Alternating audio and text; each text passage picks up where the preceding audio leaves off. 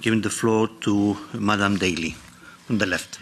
Thanks very much, President, and thank you, Commissioner. I read the replies of the Commission to our report, and I think basically it could be summarised as you're on top of all of them, or you're working on all of them. But I just want to explore maybe one, the balance between your responsibility in terms of countering disinformation with the requirement to preserve freedom of expression, freedom of the press, media pluralism, supporting independent and diverse journalism.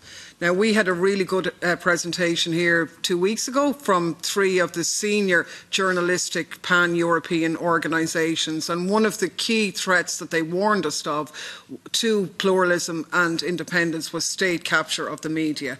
And in that context, actually, I want to explore the example of Italy, because I do think we need to develop critical thinking in our population. Now, the Italian government have launched an investigation into the 4 main private channels and the public broadcaster because they've had Russian journalists on air. Now, the Russian journalists aren't hosting the programme. They're being brought on to be cross-examined and have their views challenged, as has happened in Ireland. And actually, I have to say the state broadcaster did a really good job in challenging the views of, say, the Russian ambassador, for example. So this is the crime, that they've had Russians on to be cross-examined. The impetus is that the Italian population don't support sending arms, they don't support more NATO involvement, and they want a peaceful resolution. That's the reason given as to this. But that's the view put forward by the Pope as well. He's argued a very similar position as well. Why is this Russian disinformation? And why do we assume that the Italian people are so stupid that they can't make their own mind up when they hear a Russian, that they are conned by that?